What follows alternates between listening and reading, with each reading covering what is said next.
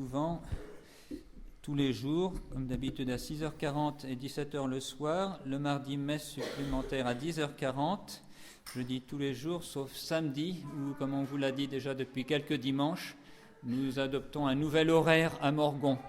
Donc nos messes, à partir de samedi, seront au couvent à 7h le matin et chez nos sœurs à 7h15. Voilà, à partir donc de samedi prochain. Les fêtes de cette semaine, donc lundi prochain, demain, Saint Jean Chrysostome, mardi Saint-Pierre Nolasque, mémoire de Sainte Agnès, Vierge et martyre, mercredi Saint François de Sales, jeudi Sainte Martine, vendredi Saint Jean Bosco, samedi prochain, premier samedi du mois, Saint Ignace d'Antioche. Comme chaque premier samedi du mois à Morgon, il y aura l'après-midi la réunion du groupe de prière Saint-Padre Pio avec à 16h30 un premier chapelet récité. Ensuite, la messe du cœur immaculé et l'exposition du Saint-Sacrement avec la fin du rosaire et un salut. Dimanche prochain, ce sera le 4e dimanche après l'Épiphanie, messe aux horaires habituels. Quelques rappels pour les foyers adorateurs en ce début de mois, ne pas oublier votre heure d'adoration. Et puis aussi pour notre Vierge pèlerine, Notre-Dame de Fatima est toujours heureuse d'être reçue dans une famille.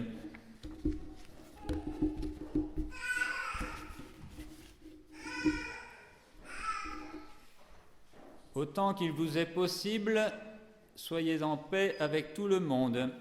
Au nom du Père et du Fils et du Saint-Esprit, ainsi soit-il. Bien, chers amis, ce sermon commencera sur cette explication, ou plutôt cette invocation de la parole de Dieu, tirée non de l'évangile du jour, mais de l'épître de saint Paul aux Romains. Autant qu'il vous soit possible, soyez en paix avec tout le monde. Autant qu'il soit possible, précise saint Paul.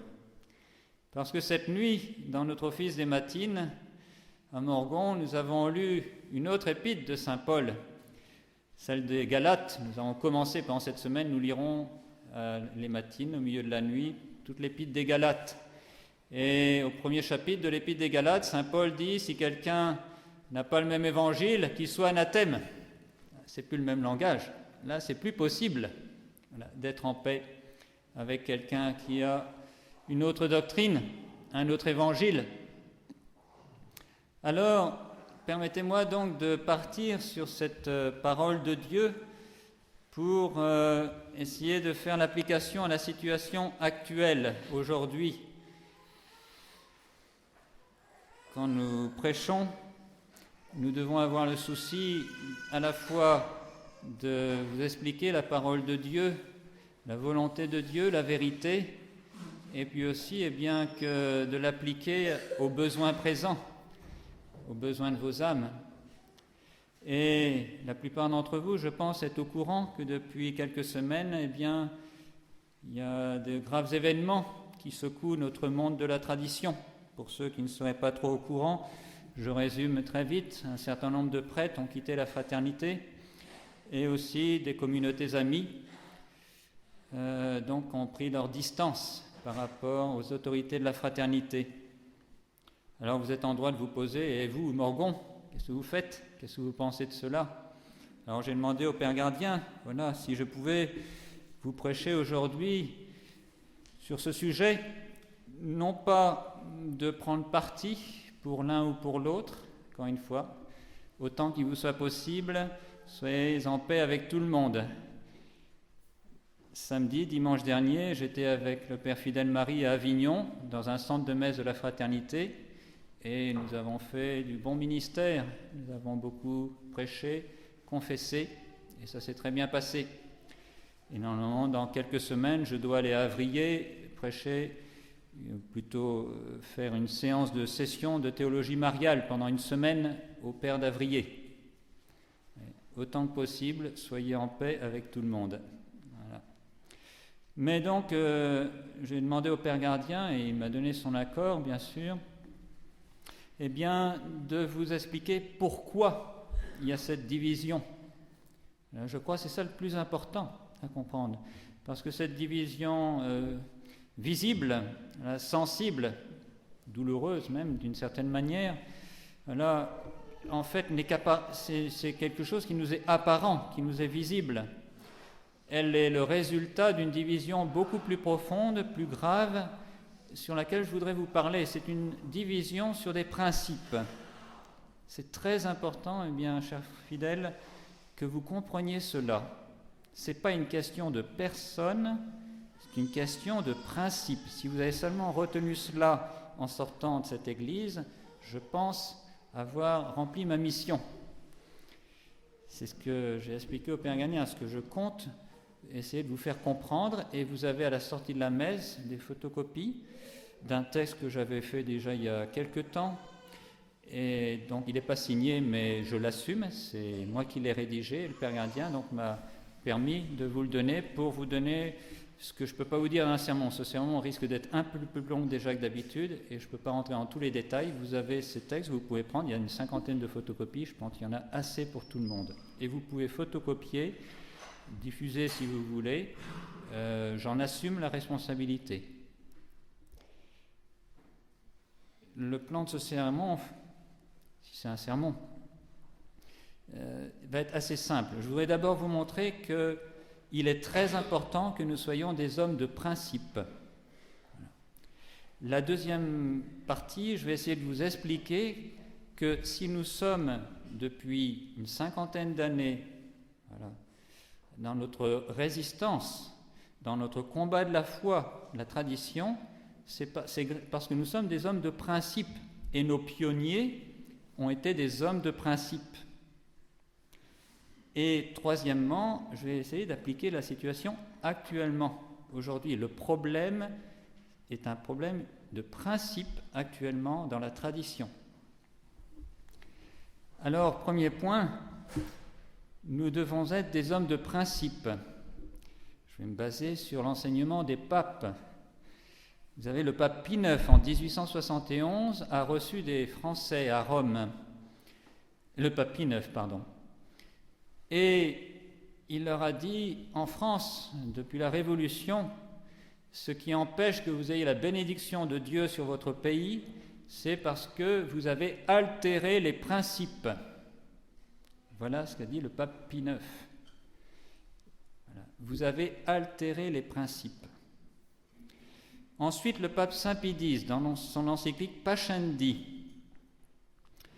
nous dit, et il ne fait que répéter saint Thomas d'Aquin, c'est donc la doctrine de l'Église, la pure doctrine traditionnelle de l'Église. Le pape Saint Pie X nous dit, quand on altère, quand on dévie un tant soit peu d'un principe, les conséquences sont énormes. Voilà. C'est un peu comme le tir au fusil. Si vous déplacez d'un petit millimètre à 200 mètres, vous êtes à 1 mètre de la cible. Ensuite, le pape Pie XII, recevant aussi des Français, nous sommes plus proches, le pape Pie XII leur a dit « La France ne se relèvera que quand les catholiques seront des hommes de principe, des hommes de doctrine, des hommes formés. » Voilà comment le pape Pie XII parlait à la veille du concile à des catholiques français. Il faut que vous soyez des hommes de principe. J'arrête là les citations des papes, parce que je voudrais citer aussi ces grands évêques que furent un cardinal Pie, qui a fait tout un sermon pour expliquer à ses diocésains: l'Église a toujours été intransigeante sur les principes et tolérante dans la pratique avec les personnes. Et le monde, les libéraux, c'est le contraire. Ils sont très tolérants sur les principes, pensez ce que vous voulez, vous avez le droit de penser ce que vous voulez, et ils sont intolérants en pratique. Voilà ce qu'explique le cardinal Pie. Et un monseigneur Freppel dit: quand nous abandonnons des principes, c'est la ruine. Et ces évêques, ces grands évêques qui ont vécu le siècle qui a suivi la Révolution, nous disent, et c'est vrai, que toutes les révolutions ne sont pas faites par des personnes, ce sont des batailles de principes. Et c'est vrai, et nous allons avoir tout à l'heure l'explication pour le deuxième point. Donc retenons bien, mes bien chers frères, nous devons être des hommes de principe. Les papes nous le disent, l'Église nous le dit. Si nous sommes des hommes d'intérêt, si nous faisons plier les principes qui sont au-dessus de nous pour nos intérêts, nous allons à la catastrophe, nous ne faisons pas la volonté de Dieu. Les principes ne sont pas des dogmes de foi, forcément, mais si on ne les respecte pas, eh bien, ils se vengent. C'est un principe dans n'importe quel pays, en Angleterre comme en France, qu'on doit tous conduire dans le même sens sur les routes. Même si en Angleterre, on conduit à gauche et nous à droite. Mais le principe est le même. Et si vous ne voulez pas respecter ce principe, vous allez à la catastrophe. Pas besoin de vous faire un dessin. C'est un ordre de nature. Ce n'est pas un dogme de foi. Ce n'est pas écrit dans les conciles. Mais c'est un principe. Si on ne respecte pas ce principe, on va à la catastrophe, à l'accident. Alors maintenant, deuxième point, je voudrais vous montrer que dans la tradition, dans notre résistance que nous faisons malgré nous, de mauvais cœur, d'une certaine manière, à la hiérarchie, en place, au pape, aux évêques, c'est parce que c'est une question de principe. Nous ne sommes pas contre le pape, nous ne sommes pas contre les évêques, au contraire, on prie pour eux. Mais nous sommes contre leurs faux principes. Oui. Et je donne un exemple que vous comprendrez tout de suite. Le Concile Vatican I avait posé un principe « Tout est ordonné ici-bas à la gloire de Dieu ». Voilà. Un principe, c'est dogmatique, c'est dans la Sainte Écriture. Voilà. Vatican I n'a rien inventé en déclarant ça. Il n'y avait pas de concile qui l'avait dit avant Vatican I.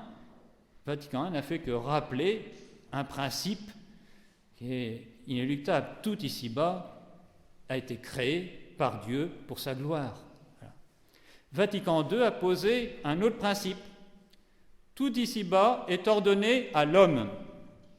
C'est en toutes lettres dans Vatican II. On a posé un autre principe.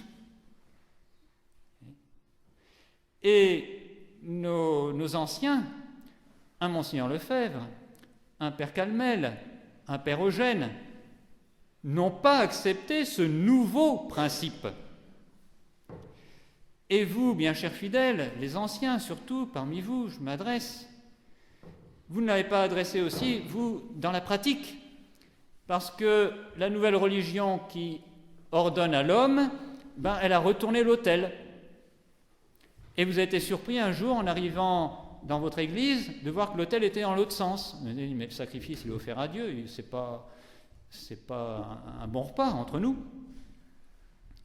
Votre bon sens, même votre sens catholique, sans connaître le principe, l'a tout de suite vu. Et s'il m'est permis de parler de ma famille, j'ai très bons souvenirs. C'était à la fin du concile. Mon père ne voulait plus aller à la messe de la paroisse parce qu'on avait retourné l'autel dans l'autre sens. Et il allait à une paroisse plus loin où il y avait le vieux doyen qui célébrait la messe comme toujours. Voilà. Et on pourrait continuer comme ça. Et nos anciens, les pionniers, ceux grâce à qui nous avons fait le bon combat de la foi, nous avons eu la grâce de continuer grâce à mon père, grâce à Monseigneur Lefebvre. S'il n'avait pas existé, on ne serait pas là. Et ce furent des hommes de principe. Ils n'ont pas voulu transiger. Monseigneur Lefebvre, vous le savez bien, je crois, on a cherché à tout prix à lui faire célébrer au moins une fois dans sa vie la nouvelle messe. Il était à Flavigny, il y a un père jésuite qui a été envoyé de Rome avec un missel Paul VI sous le bras, et il est supplié, Monseigneur, mais qu'on célébrons la messe une fois, Monseigneur, une fois. Monseigneur Lefebvre, qui est un homme de principe, non. Si cette messe est mauvaise, je ne veux pas la célébrer, même pas une seule fois. malgré ce bon jésuite envoyé de Rome par le pape Paul VI en personne, avec les papiers qu'il fallait, qu'il suppliait à genoux presque qu'on célébrait avec lui. Il aurait pu dire, Monseigneur Lefebvre, comme un homme qui n'était plus un homme de principe, mais un homme d'intérêt, oh, ça va arranger les choses, ils vont être plus gentils, allez, une fois, personne ne va le voir, dans une petite chapelle, là, l'oratoire Lacordaire, là, et puis c'est tout, et puis ça va arranger les choses. Autre exemple qui me vient à l'esprit, j'ai oublié, je ne me rappelle plus le nom de ce pape, mais quand le roi d'Angleterre a voulu divorcer pour se remarier, le pape lui a dit « Mais non, c'est pas possible, vous ne pouvez pas divorcer. » Et si vous ne faites pas ça, moi, je quitte l'Église romaine. Hein, non, c'est pas possible, j'ai pas le droit, je ne peux pas. C'est un principe qui est au-dessus de moi. Vous êtes marié, je ne peux pas vous annuler un mariage devant Dieu, vous êtes marié. Et résultat, le roi d'Angleterre s'est séparé et on a ce schisme. Vous voyez, on pourrait dire, le pape, quand même, s'il avait dit oui, ça aurait arrangé les choses, et puis l'Angleterre serait restée catholique, ça aurait été bien mieux, etc. Non, c'est un faux calcul, un calcul d'intérêt. Voilà. C'est comme ça. On respecte les principes, et ça, c'est dans la Sainte Écriture, Saint Paul le dit. On n'a pas le droit de faire un mal pour en espérer un bien. On n'a pas le droit de trahir un principe voulu de Dieu pour un intérêt passager ou particulier qui va contre le bien commun. Voilà. Et on pourrait continuer d'autres exemples, mais bien chers frères, je ne voudrais pas trop continuer, mais sur ce deuxième point, mais je le résume si vous voulez. Nos anciens ont été fidèles à leurs principes. Voilà. Et c'est grâce à eux qu'on est là, qu'on a fait le bon combat. Alors maintenant, troisième point, l'application aujourd'hui. Aujourd'hui, ce dimanche, là, fin janvier. Eh bien, ce qui se passe, et je voudrais le dire encore en toute paix, voyez, sans acrimonie, sans zèle amer, mais pour vous faire comprendre où se situe le problème, où se situe la division. Elle est dans les esprits. Elle n'est pas une question de prêtres ou de communautés qui ne sont plus avec nous, qui sont en dehors, etc. La division est dans les esprits, dans notre monde de la tradition, voilà, dans les prieurés, dans les couvents, oui. Elle est dans les esprits. C'est-à-dire qu'il y a des esprits qui professent un principe qu'on a tenu depuis des années et des années, que Monseigneur Lefebvre nous a légué. Voilà. Et puis il y en a d'autres qui n'admettent plus ce principe, qui disent que ce principe ne vaut plus. Il n'est pas bon. C'est là le problème. Alors quel est ce principe ? Je pense que la plupart d'entre vous l'ont compris. C'est le principe qu'on ne peut pas signer un accord pratique ou canonique avec les autorités romaines si on n'est pas d'accord avant sur la doctrine, si nous ne professons pas les mêmes vérités. Et ça, c'est un principe catholique. Et vous avez la photocopie à la sortie, vous pourrez lire paisiblement chez vous, bien lire l'argumentation que j'ai voulu mettre, montrer que c'est fondé sur la Sainte Écriture, que c'est fondé sur les pères de l'Église, que c'est fondé sur la pratique de l'Église. La pratique de l'Église, j'insiste là-dessus, c'est l'attitude des papes jusqu'à Pie XII face, par exemple, aux orthodoxes. Quand les orthodoxes, depuis le grand schisme, depuis le IXe siècle avec Photius, eh bien, cherchaient à discuter avec Rome pour à nouveau se réunir, pour faire un accord pratique, canonique, être réunis à la hiérarchie romaine, eh bien, ça a toujours buté sur des questions de doctrine. Toujours. La primauté du pape, voilà, en particulier, et le filioque dans le credo. Et quand il y a eu des accords, ce qu'on appelle les uniates, voilà, par exemple en Grèce, en Russie, il y a eu certaines communautés orthodoxes qui se sont réunies à l'Église romaine, qui sont redevenues catholiques. Eh bien, Rome n'a jamais transigé sur la doctrine, jamais. Par contre, sur la pratique, la liturgie, pas de problème. Sur le mariage de vos prêtres, pas de problème. C'est traditionnel chez vous, ça a toujours été, aucun problème. Un petit exemple avec les uniates d'Ukraine, les rutènes, c'était au XVIIe siècle. Eh bien, Rome disait il faut que vous acceptiez la doctrine du filioque, c'est-à-dire que le Saint-Esprit procède du Père et du Fils, que vous ne disiez plus que c'est une hérésie. Voilà. Et les uniates, enfin ceux qui allaient être uniates, ont dit d'accord, on accepte cette doctrine, effectivement, on a réétudié la question, on a vu que c'était conforme à la tradition, c'était ce que l'Église a toujours enseigné, et nous sommes d'accord avec le filioque.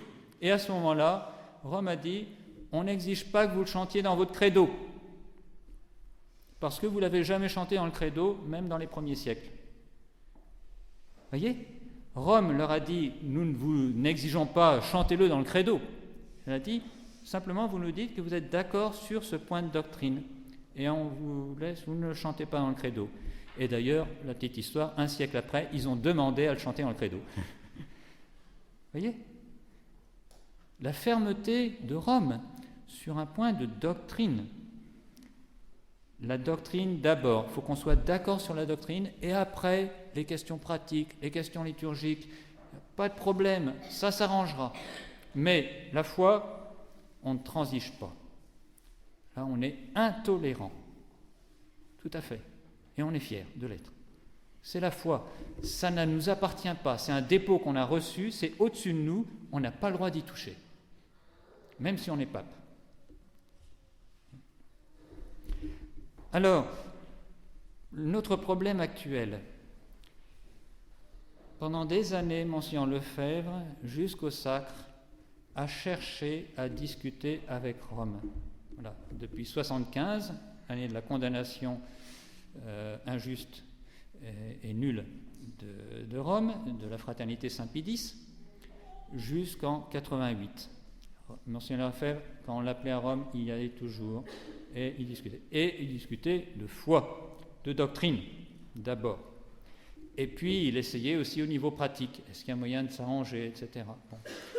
Et ce qui fait qu'il y avait toujours cet aspect doctrine et pratique qui jouait. Alors des fois, Monseigneur Lefebvre avait des déclarations plutôt dans le sens pratique, en disant laissez-nous faire l'expérience de la tradition, voilà, et puis c'est tout ce qu'on vous demandait seulement cela, faites-nous l'expérience de la tradition, et puis on s'arrangera comme ça.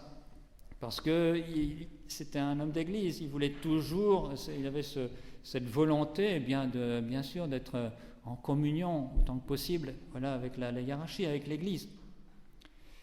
Et puis il s'est rendu compte, voilà, quand il a été trop loin, il l'a dit, il l'a reconnu, j'ai été trop loin le 5 mai, quand il a signé le protocole. Voilà. Il a été trop loin parce qu'il a transigé sur la question de la doctrine. Il a fait passer la pratique avant. Il l'a reconnu. Il le déclare dans Fidélitaire numéro 66. Ceux qui l'ont chez vous peuvent le lire. Et dans ce Fidélitaire 66, qui date de décembre 88, sur la couverture, il est écrit « À une reprise des colloques, je poserai mes conditions ». Voilà ce que Monseigneur Lefebvre a dit après les sacres et qu'il a toujours tenu jusqu'à la mort et ce qu'il nous a légué. Quelles sont ces conditions ? Vous pouvez le lire dans Fidélitaire numéro 66.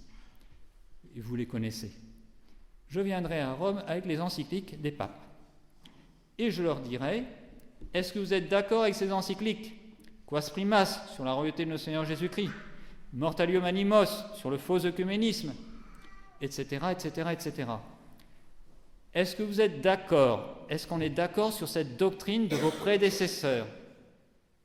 Et deuxième chose très importante qu'ajoute Monseigneur Lefebvre dans ces conditions, deuxième condition, est-ce que vous êtes prêts à réformer Vatican II sur ces encycliques ?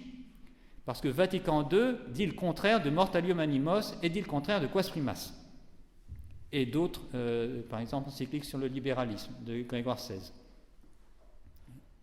Est-ce que vous êtes d'accord non seulement sur la doctrine de votre prédécesseur, mais aussi de changer, de faire revenir Vatican II au bon principe? Voilà les conditions que donne Monseigneur Lefebvre. Je n'invente rien. Lisez Fidelitaire 66, lisez-le attentivement. Vous pouvez vous le procurer, on peut vous donner photocopie si vous voulez.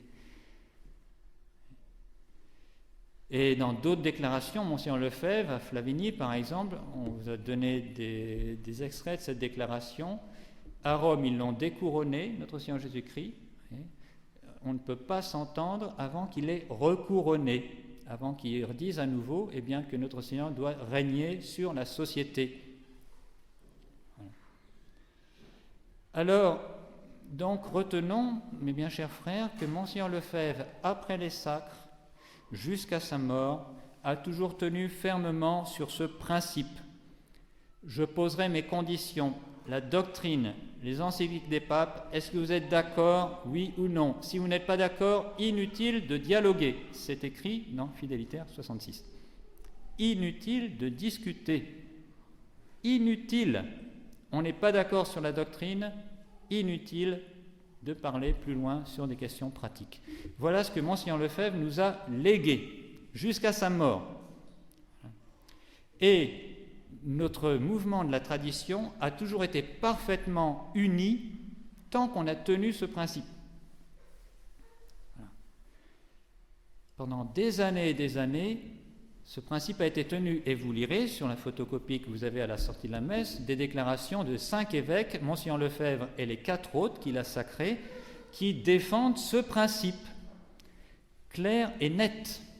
Monseigneur Felay, en 2008, dans une lettre aux amis que vous pouvez retrouver dans vos vieux papiers, octobre 2008, lettre aux amis et bienfaiteurs, voilà, qui est jointe à celle du district de France, il le dit en toutes lettres, il dit ce principe est d'un ordre de nature, c'est comme la conduite sur la route, voilà, c'est comme ça s'impose à nous, c'est un ordre de nature, il faut d'abord être d'accord sur la doctrine avant de pouvoir passer à des arrangements pratiques.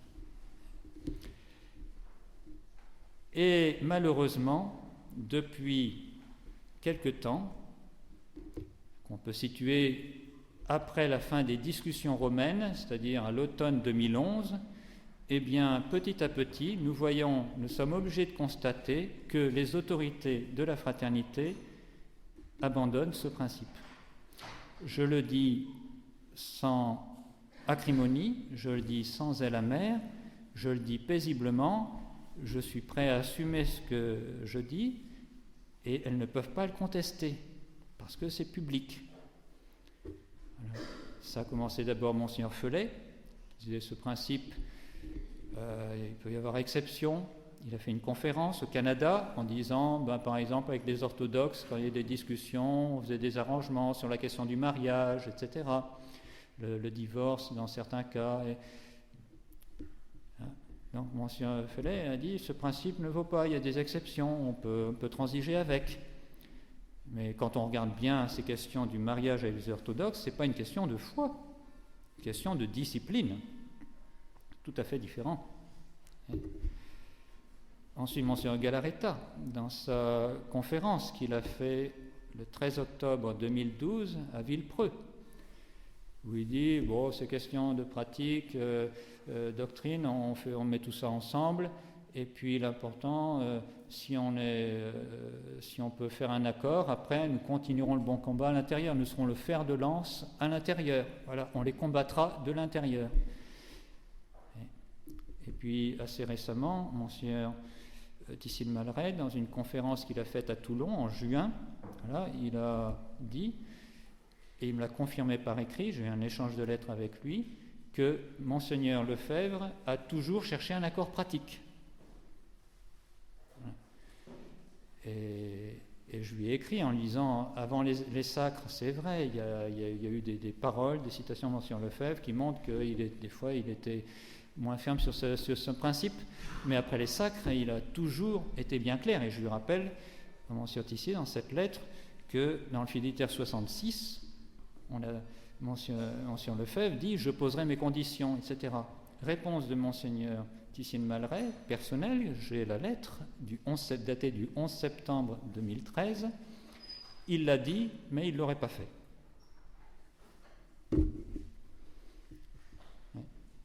Alors, je dis ça encore une fois, je suis contre personne. Je ne suis pas contre Monseigneur Felet, je ne suis pas contre Monseigneur Galarreta, je ne suis pas contre Monseigneur Tissier. Je prie pour eux. Voilà, ce sont mes évêques. Plusieurs d'entre eux m'ont donné des ordres. Et encore une fois, autant que possible, je voudrais être en paix avec tout le monde. Mais ce que je vous dis sont des choses publiques. Ils ont parlé publiquement au Canada, à Villepreux et à Toulon. Donc c'est connu. Je ne dis pas des choses cachées. Voilà. Je cherche à vous faire comprendre le problème en ce moment. Il y a une division dans les esprits. Ce principe qui a été tenu pendant des années, auquel nous étions tous groupés derrière ce principe, eh bien maintenant est abandonné. En 2006, la Fraternité a fait un chapitre général où elle réaffirmait solennellement ce principe. Et en 2012, elle l'a abandonné. Elle a posé 6 conditions. Si vous êtes d'accord sur ces 6 conditions, à ce moment-là, accord canonique, accord pratique. Et Monseigneur Felet, écrivant au pape Benoît XVI en juin 2012, lui dit, voilà la voie maintenant qu'on a choisie. Voilà, on laisse de côté les problèmes doctrinaux qui ne sont pas encore résolus suite aux discussions. D'abord un accord pratique et ensuite on verra les accords doctrinaux. Voilà. Et Monseigneur Felet dit dans sa lettre à Benoît XVI, et j'ai l'intention vraiment de continuer sur cette voie. Il le précise, il dit très bien, c'est son intention. Et en juillet, donc un mois après, le 2 juillet, il y a une réunion des supérieurs religieux à Paris avec 2 évêques, Monseigneur Felet et Monseigneur Galarreta, et un père dominicain s'est levé en disant « Mais Monseigneur, parce que Monseigneur Felet a avoué qu'il avait il regrettait certaines choses, etc. Alors le père dominicain s'est levé, mais Monseigneur, est-ce qu'il ne peut pas revenir au principe du chapitre de 2006 ?» Voilà. Et Monseigneur Felet dit non, ce principe, non, il n'est pas clair, il n'est pas sûr. Alors que 4 ans auparavant, il affirmait c'est un ordre de nature, c'est-à-dire quelque chose qu'on ne peut pas toucher. Il n'y a pas d'exception possible, un ordre de nature. C'est philosophique, c'est comme ça, c'est la nature. Donc, vous voyez, eh bien, chers frères, où se situe le problème. C'est ça que j'ai voulu vous faire comprendre, sans chercher à prendre parti, sans chercher à attaquer des personnes, même si j'ai donné des noms, mais je vous ai dit des choses qui sont publiques. Voilà. Et qu'il faut, maintenant je vous laisse prier, je vous laisse réfléchir sur ces choses-là, pour que chacun d'entre nous, en conscience, nous puissions dire quelle est la volonté de Dieu dans cette affaire. C'est ça le plus important. Voilà. Quelle est la volonté de Dieu dans cette affaire? Voilà. Et pas taper sur les uns et sur les autres en disant ils ont tort, etc., on n'en veut plus, anathème à ces prêtres, ou que si d'un côté ou de l'autre. Voyez, autant que possible, restons en paix, là, soyons en paix avec tout le monde, autant que possible. Et là, c'est encore possible. Voilà. Parce qu'il n'y a pas encore de ralliement officiel. Voilà. On en est encore qu'à une bataille de principes. Et elle est très importante, elle est primordiale. Et c'est pour ça que vous avez ces photocopies à la sortie que je vous invite à lire, à comprendre. Toutes les révolutions se sont jouées sur des principes. Nos anciens nous l'ont dit, il faut nous en inculquer ça dans notre esprit. Et cette question de principe, il faut vraiment l'avoir compris. Et ensuite, eh bien, nous pourrons suivre nos consciences, parce qu'à chacun d'entre nous, prêtres, pour nous, c'est un très grave problème de conscience. Et Monseigneur de Galarreta l'avait dit au chapitre de 2011, du 7 octobre 2011, à Albano. Il a dit, si on abandonne ce principe, il va y avoir un grave problème de conscience pour nos prêtres. Il l'a dit en chapitre. Il l'avait averti. Et malheureusement, c'est ce que nous voyons actuellement. Ces départs, entre guillemets, c'est parce que c'est des prêtres qui ont un grave problème de conscience. Et ils ne sont pas les seuls, eux aussi. On a un grave... Qu'est-ce que je dois faire en ce moment ? Qu'est-ce que je dois faire en ce moment ? Alors prions bien. Vous voyez, on nous invite à beaucoup prier en ce moment. Eh bien, je pense que ça fait partie, vous voyez, certainement de nos intentions de prière, et bien que nous soyons fidèles à ce que nous ont légué les anciens, c'est ces principes qui sont, j'en suis convaincu, qui viennent de Dieu, qui sont la volonté de Dieu dans la crise actuelle, voilà, dans nos rapports avec Rome. La condamnation du livre de M. l'abbé Pivert, c'est pour ça, c'est parce qu'il défend l'ancien principe. Il ne faut pas chercher ailleurs. Pourquoi le livre de M. l'abbé Pivert est défendu de vente maintenant dans les prieurés, nous le vendons toujours à Morgon, eh bien parce qu'il défend le principe qu'on a toujours tenu depuis 25 ans et qui maintenant est abandonné. Voilà. C'est ça. Donc vous comprenez bien, si vous avez compris cela, vous comprendrez beaucoup de choses concrètes, pratiques. Voilà. Alors mes bien chers frères, j'espère bien vous avoir parlé selon Dieu. J'espère ne causer de trouble en aucune âme. Je voudrais au contraire que ce soit la paix. Je pense que quand nous sommes sûrs, convaincus de la volonté de Dieu, nous ne pouvons être que dans la paix, même si on est dans les pires situations. Pensons à la Sainte Vierge au pied de la croix, Stabat Mater. Elle était paisible, Stabat, elle se tenait debout, elle n'était pas révoltée, elle n'était pas tremblante, elle n'était pas paniquée, et pourtant son fils était dans une torture extraordinaire. Un cœur de mère et un cœur de mère, un cœur immaculé, qu'est-ce qu'elle a dû souffrir? Elle était dans la paix. Donc nous souffrons tous, mes bien chers frères, certainement de cette situation, tous, voilà, dans la tradition. Mais demandons bien à la très sainte Vierge, voyez, comme elle, au pied de la croix, de rester paisible, et puis d'avoir gardé les yeux sur Dieu, voilà, sur la volonté de Dieu. Pourquoi était-elle paisible? Parce qu'elle savait que c'était la volonté de Dieu que son fils meure dans ces conditions. Et ça suffisait pour qu'elle soit paisible. Demandons bien cette grâce à Notre-Dame, et autant que possible, restons bien en paix avec tout le monde, au nom du Père et du Fils et du Saint-Esprit, ainsi soit-il.